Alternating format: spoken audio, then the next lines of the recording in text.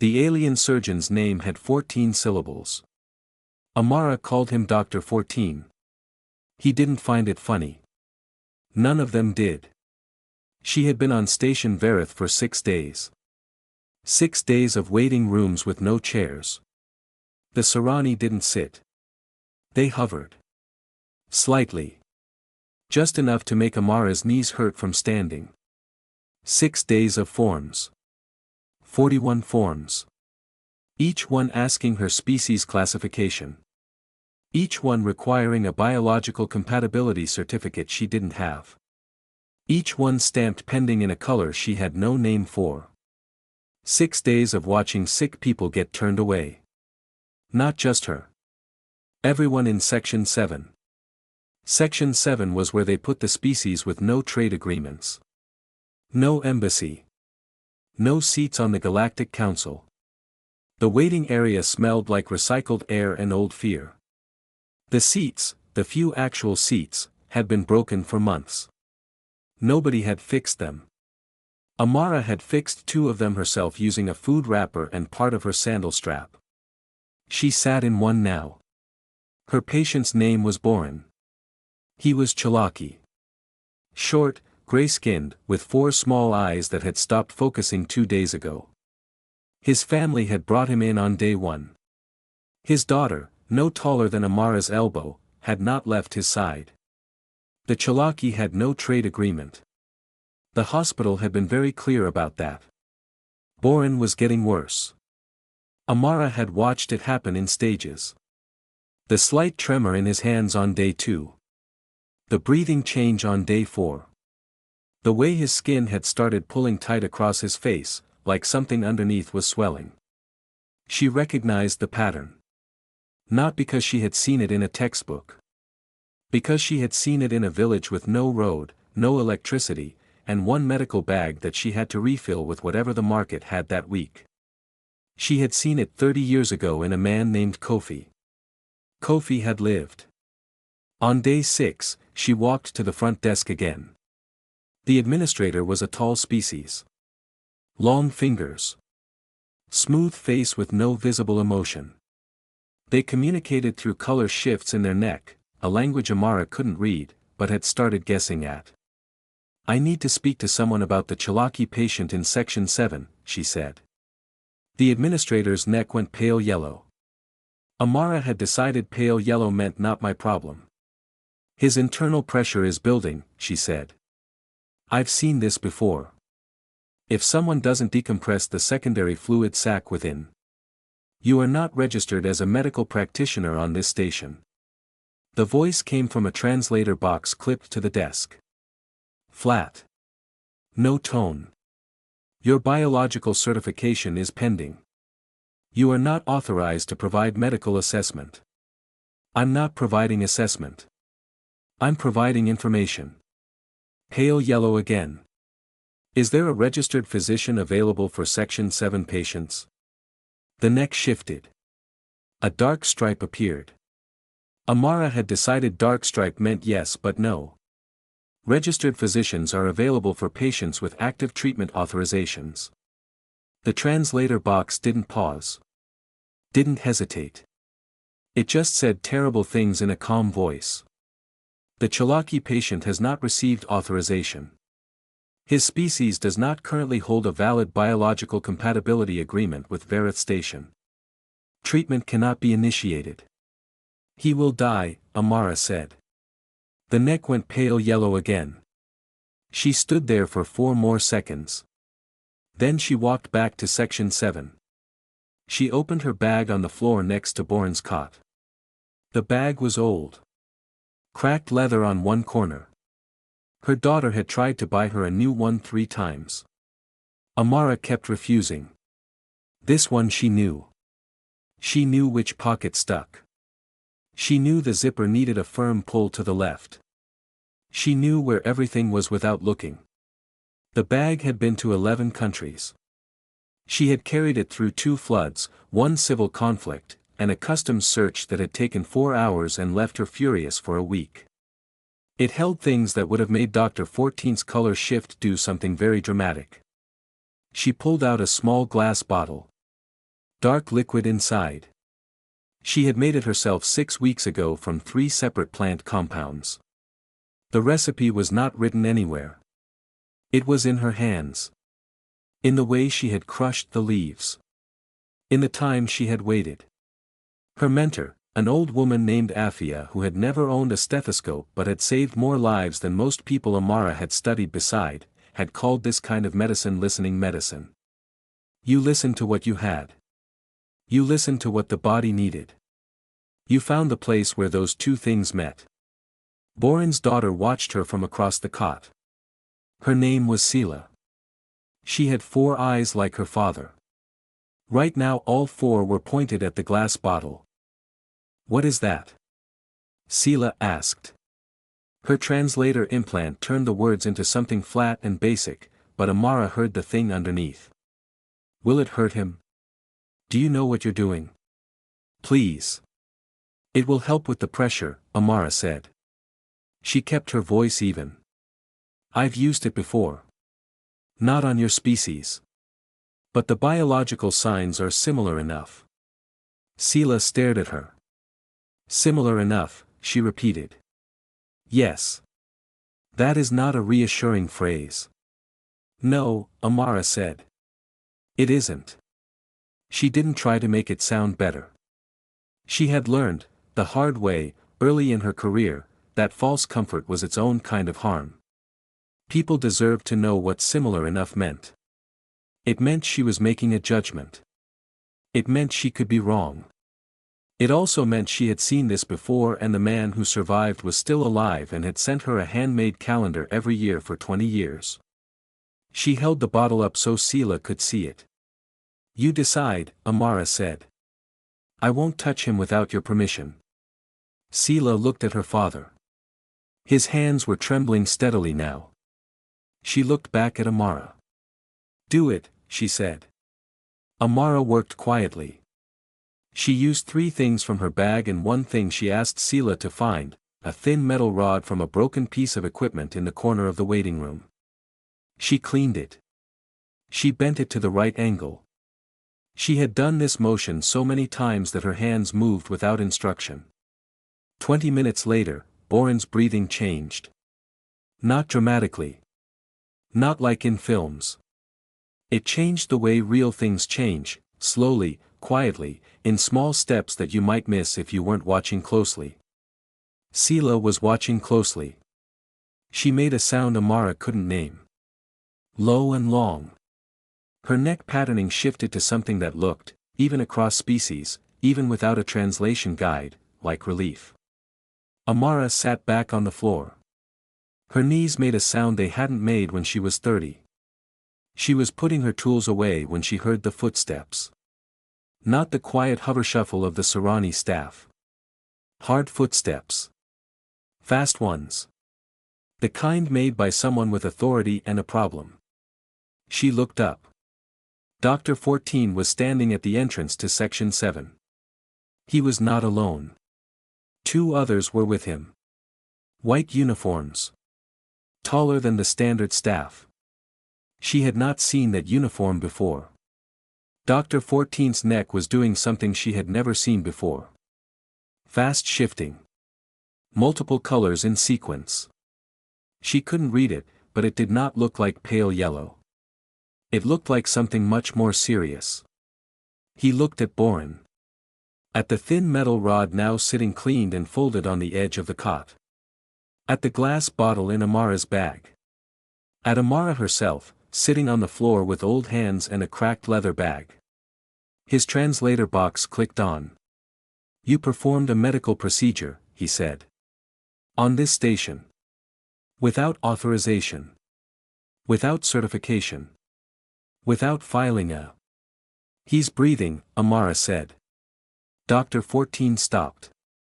His secondary fluid sac was at critical pressure, Amara continued. She didn't stand up. Her knees weren't ready and she didn't see why she should rush. Another 4 hours and it would have ruptured. You know that. That's why you're here. Someone ran a secondary scan and saw the pressure reading and you came down here to see who had changed it. The 2 white uniforms exchanged a look. You are not certified. I know. She closed her bag. One firm pull to the left on the zipper. Write me up. Fine me. Deport me if you want. I've been deported before. She finally stood. Slowly. Both knees complaining. But he's breathing, and you can read a scan, so I think we both know what was going to happen if I had waited for your paperwork. Dr. 14 was very still. His neck was doing something she had never seen. One of the white uniforms took a step forward. We need to know, the uniform said, exactly what compound you used. And how you knew the Chalaki secondary anatomy well enough to. I didn't, Amara said simply. Not exactly. The white uniform stopped. Then how? I listened, she said. Nobody in the room seemed to understand what that meant. That was fine. She was used to that. What she was not used to, what she had not expected, was the white uniform reaching slowly into a front pocket and placing a card on the cot beside her bag. It was not a fine. It was not a deportation order. It was a station access credential. Level 4. She had been told, on day 1, that Level 4 was only issued to registered Galactic Medical Board practitioners. She looked up. There are 41 patients in the outer sections, the white uniform said carefully. Patients we cannot treat. Patients with no authorization. Patients our instruments cannot read properly. A pause. We have been watching Section 7 for 6 days. Amara's hand went still on her bag. We were not watching for a problem, the uniform continued. We were watching for you. The cracked leather bag sat on the floor of the most advanced medical station in the galaxy. Nobody had moved it. Nobody dared. The credentials sat on the cot. Amara didn't pick it up. Not yet. She had learned, early, painfully, that things offered quickly could be taken back just as fast. She looked at the white uniform instead. Studied the face the way she studied a patient. Looking for the thing underneath the thing being said. You were watching me, she said. For 6 days. Yes. While Boren got worse. The white uniform didn't answer. That was an answer. Amara picked up the credential. She turned it over once. Put it in her shirt pocket. Not her bag. Her pocket. There was a difference. The bag was for tools. The pocket was for things she needed to reach fast. Show me the 41 patients, she said. Their names for the wards were numbers. Amara renamed them in her head as she walked. Ward 9 became the quiet ward. Everyone in it was too tired to make noise. A bad sign. Tired and quiet usually meant the body was pulling everything inward. Conserving. Preparing for something the mind hadn't accepted yet. Ward 11 became the loud ward. 3 patients in active distress. 2 families standing against the wall looking like they had been standing there for days. 1 child sitting on the floor drawing shapes with her finger. Not playing. Processing. Amara had seen that before too. Ward 14 she didn't rename. Ward 14 she just stopped in the doorway of and breathed slowly for a moment. 12 patients. 7 species she had never seen before.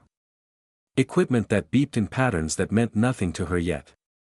Smells that had no reference point in her memory. Dr. 14 stopped beside her. This ward has the most critical cases, his translator box said. I can see that.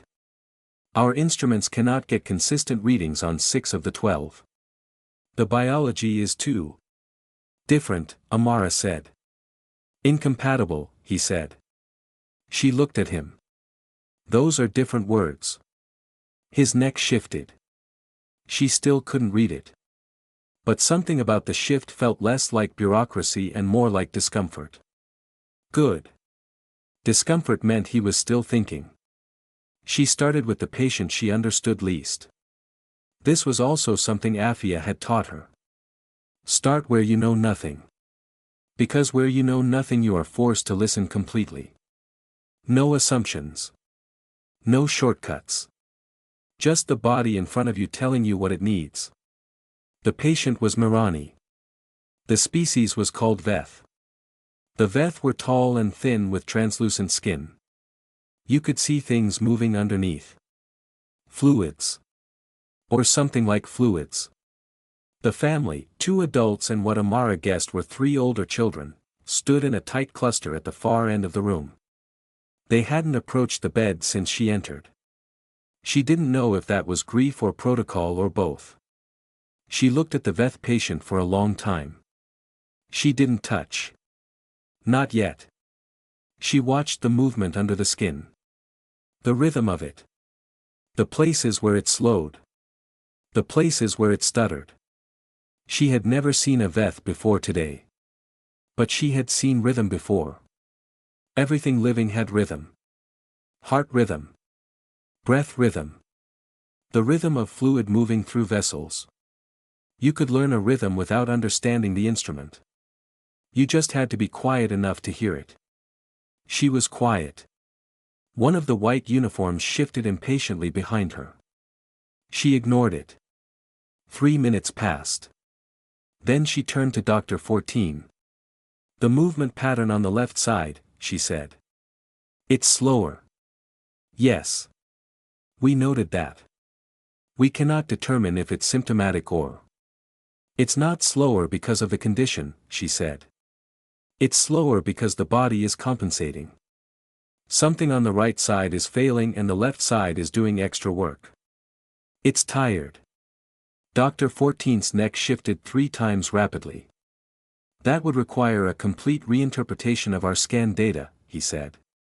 We would need to. Look at the skin, she said. Right side. 3rd quadrant down. He looked. The Veth's skin on the right side was very slightly darker. Not dramatically. Not obviously. Just enough. Pooling, Amara said. The flow is backing up. Something is blocked.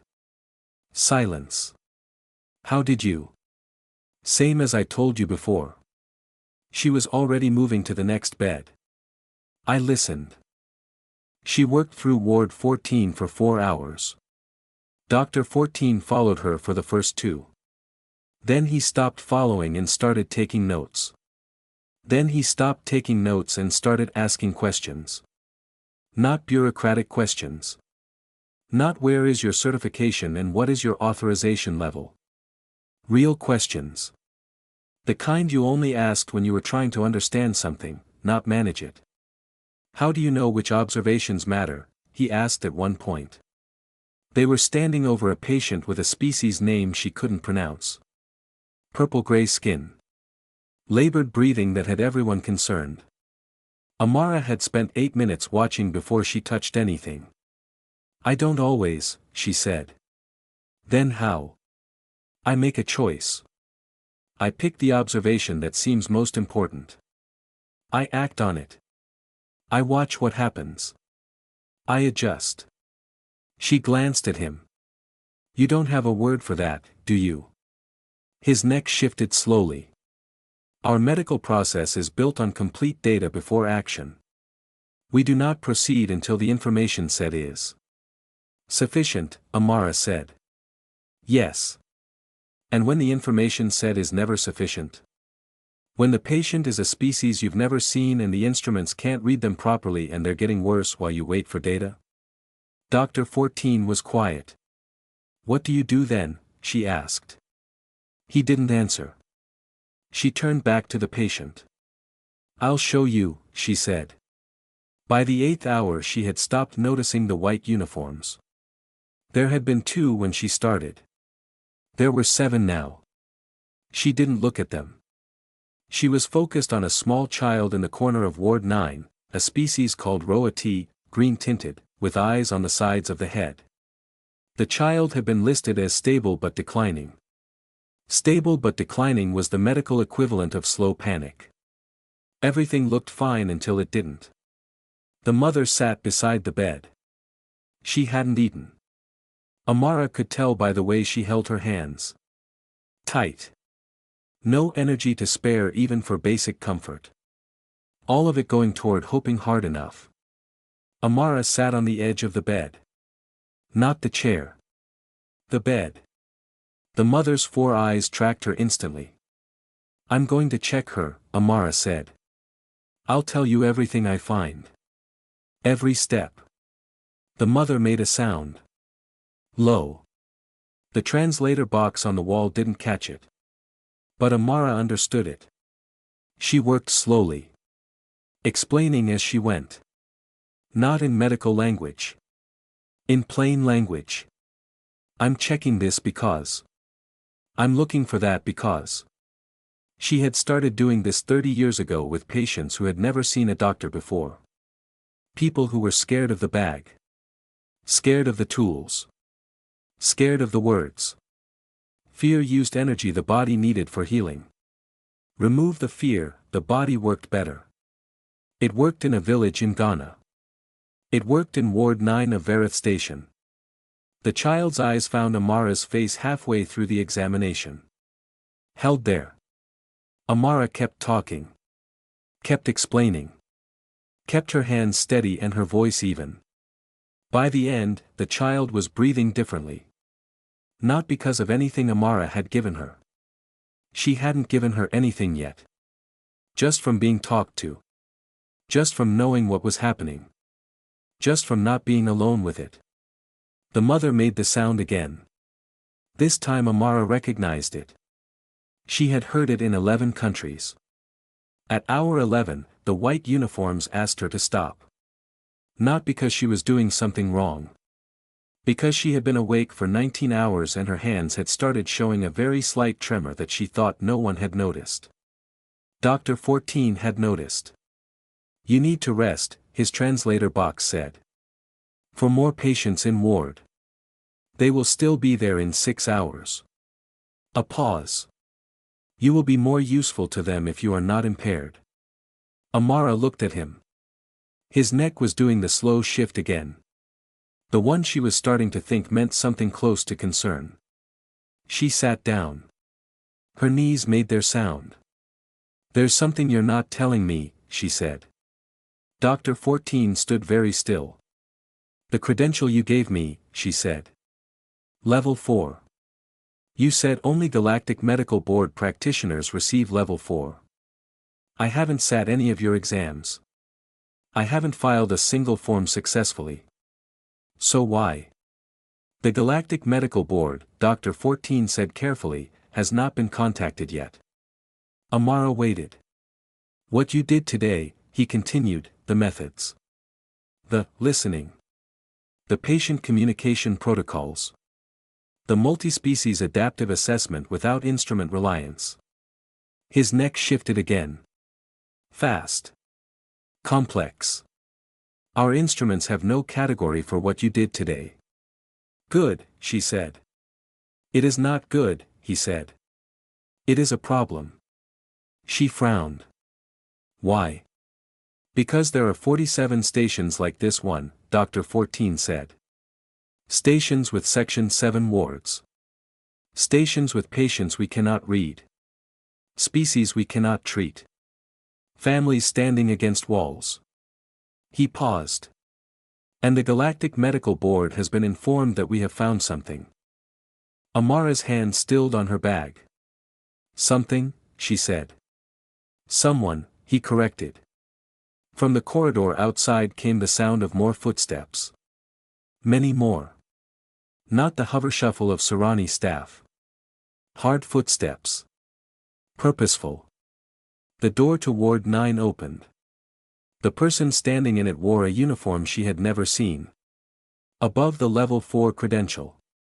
Above anything she had been shown today. Behind that person stood 6 others. They were not from this station. Dr. Osei, the figure said. The translator box rendered the voice as flat, but something in the cadence felt formal. Waited. I am not a doctor here, Amara said. You've made that clear enough. That, the figure said, is exactly what we need to discuss. The door stayed open. 47 stations. Hundreds of Section 7 wards. Thousands of patients with no trade agreements and no certifications, and nobody sitting on the edge of their beds talking them through it. Amara looked down at the cracked leather bag between her feet. Her daughter had tried to replace it 3 times. She picked it up. Stood slowly. Both knees. Then let's discuss, she said. She had arrived on Verith Station with 41 pending forms. She left Ward 9 with something no form could classify. They needed her. The question was what she would need in return. The room they took her to had no number. Every other room on Verith Station had a number. She had noticed that on day 1. Numbers on doors. Numbers on forms. Numbers on people's badges. The Sarani loved numbers. Numbers meant the universe was organized. Numbers meant nothing was uncertain. This room had no number. That told her something. The table was long. White. The kind of white that had never seen a stain. 8 figures sat on one side. The figure from the doorway sat in the center. The others arranged around like punctuation. 1 chair on the other side. For her. Amara sat down. Put her bag on the table. Nobody asked her to move it. Good start. Dr. Osei, the center figure, began. Amara, she said. A pause. Amara. We represent the Galactic Medical Oversight Collective. We have jurisdiction over all registered medical facilities across. How many patients died today, she asked. The figure stopped. On this station. Section 7. While I was filling out forms for 6 days. She looked down the table. How many? Silence. Dr. 14 was standing by the wall. Not sitting. Not part of the table. His neck was doing something very still and very pale. 2, he said quietly. The translator box made it flat. It wasn't flat. Amara put her hands on the table. Then let's not waste more time on titles. The center figure, she still had no name for them, they hadn't offered one, she had decided to call them Chair, folded their hands on the table. We want to offer you a position, Chair said. I heard that already. In Ward 9. A formal position. With full Galactic Medical Board certification. Retroactive registration across all relevant. No. Chair stopped. The figure to the left shifted. The one to the right made a sound that didn't translate. You are declining certification? Chair asked. I'm declining your version of it. Amara looked at the table. Not at Chair. At the table itself. Thinking. You want to put me in your system. File me. Give me a number. Make what I do something you can classify and regulate and control. She looked up. And the moment you do that, I become something you can also suspend. Pull credentials from. Reassign. Bury in paperwork when I do something you don't like. Chair was very still. I've seen that happen, Amara said. Not here. On Earth. To people who were actually helping. Good people. The system didn't destroy them with malice. It just processed them. Until they couldn't move anymore. The room was quiet. So no, she said. Not that way. Chair leaned forward slightly. Then what do you want? Amara had been waiting for that question since Ward 9. She reached into her bag. Not the tools side. The other side. The pocket she never let anyone see. She pulled out a folded piece of paper. Old. Soft at the creases. She unfolded it on the table. Handwritten. In 3 languages. English, Chui, and one other that nobody in the room would recognize. A list. Section 7 wards, she said. All 47 stations. Permanent funding. Real beds. Not broken ones. Climate control set for the species actually living in them, not the species running the station. She tapped the paper. Intake process simplified. No more 41 forms for emergency cases. Maximum 3. Translated into every registered language. And the unregistered ones too, you have linguists, use them. Chair looked at the paper. That's page 1, Amara said. Someone at the far end of the table made a sound. Page 2, she continued, is training. You have medical staff across 47 stations who have never been taught to work without instruments. Never been taught to sit on a bed and talk to a patient. Never been taught that sometimes the most important diagnostic tool is shutting up and watching. She folded her hands. I will train them.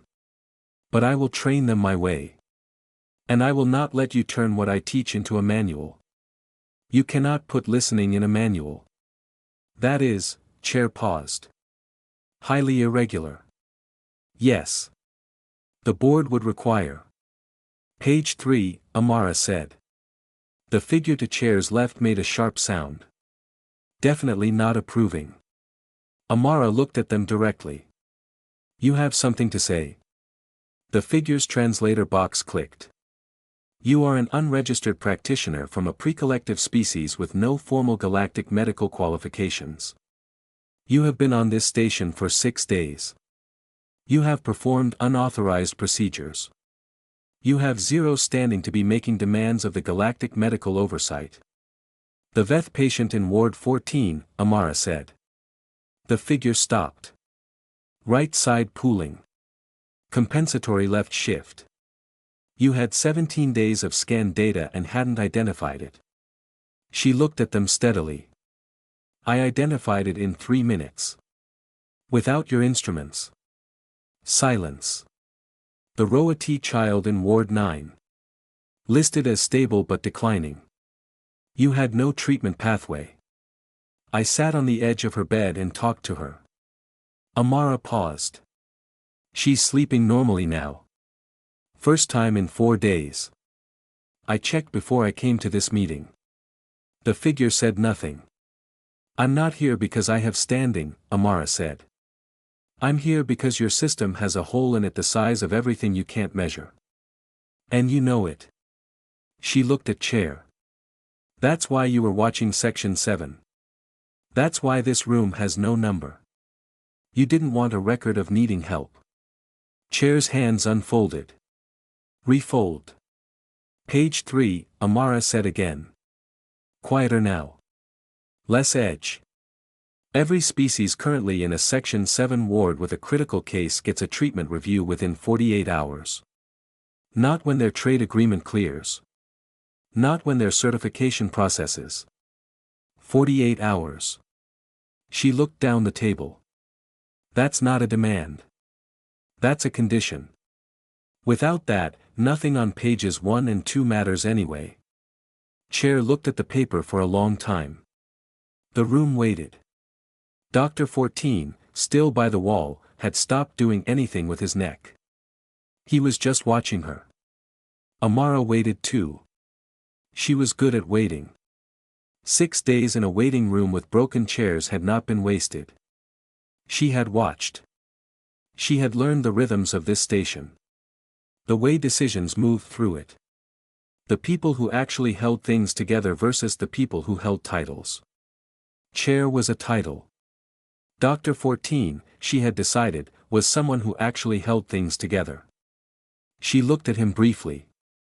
He looked back. His neck shifted once. Slow.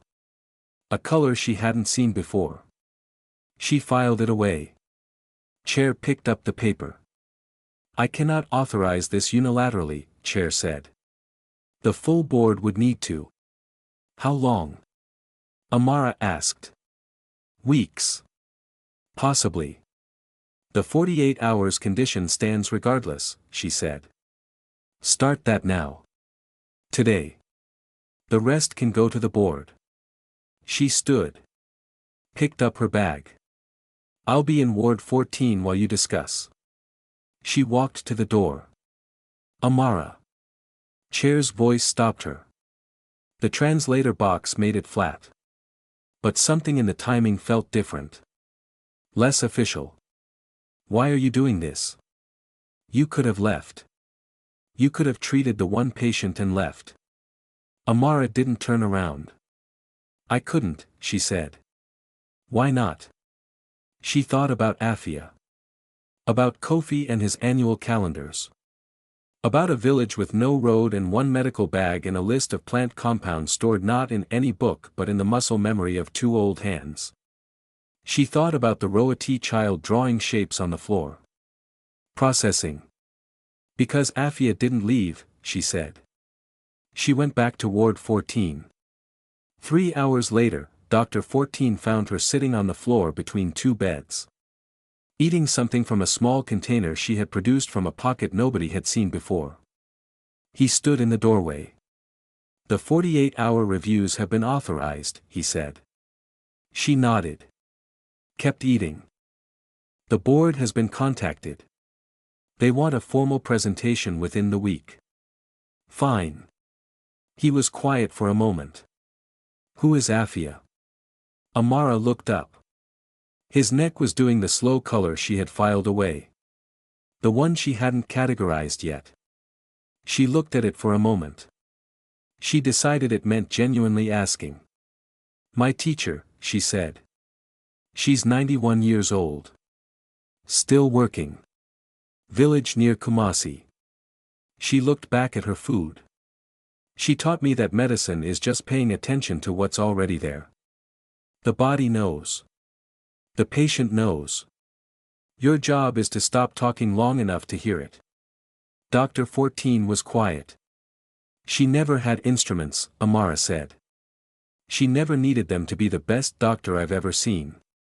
He looked at the patients in the ward. Then back at her. I would like to learn, he said carefully. What you know. Not for the board. Not for classification. His neck shifted. For the patients. Amara looked at him for a long moment. Then she moved her bag over slightly. Making room on the floor. Sit down, she said. He looked at the floor. We don't, he started. I know, she said. Sit down anyway. He sat. Slowly. Awkwardly. Long limbs not designed for floors.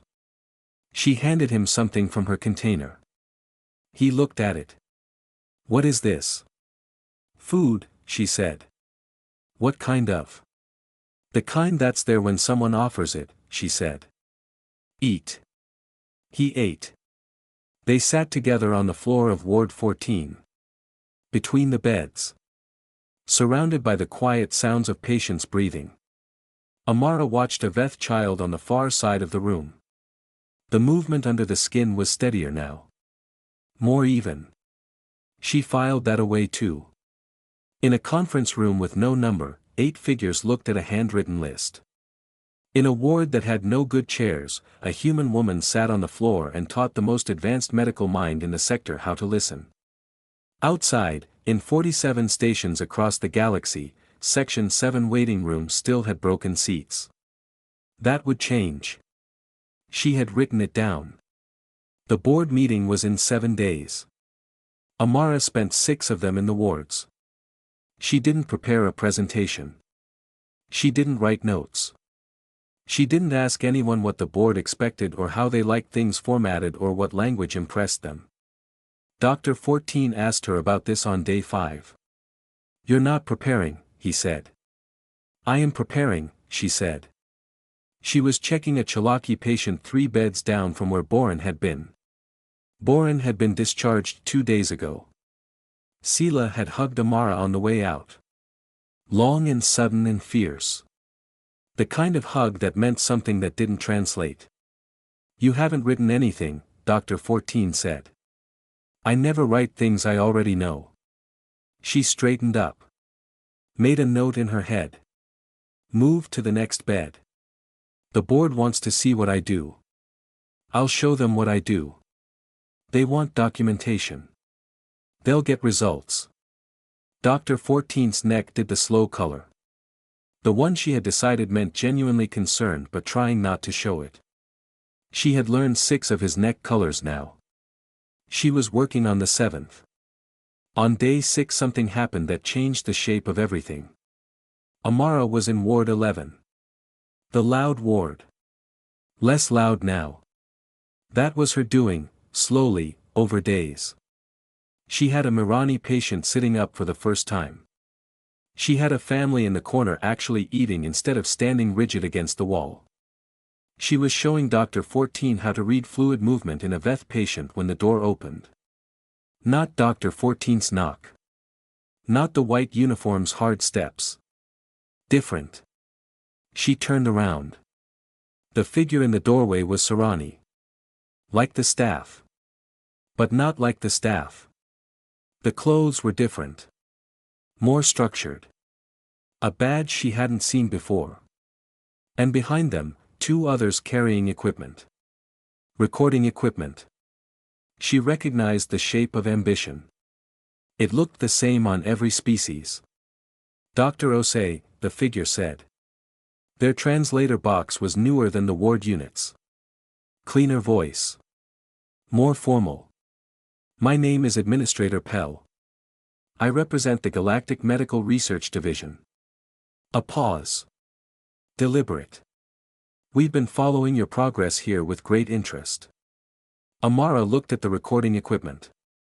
Did I authorize that? She asked. Pell smiled. She could tell it was a smile even without a human face because of the way everything else on their face moved to accommodate it. Practiced. Positioned. We have station-wide research clearance, Pell said. We don't require individual authorization for. In the wards you do, Amara said. Patient privacy. Basic standard. Your clearance covers corridors and administrative spaces. She looked at the equipment. Not here. Pell's smile held. Of course. We can speak in the corridor. I'm busy, Amara said. It won't take long. Thanks for watching. Subscribe for more HFY sci-fi stories. Because somewhere in the galaxy, humanity is still surprising everyone.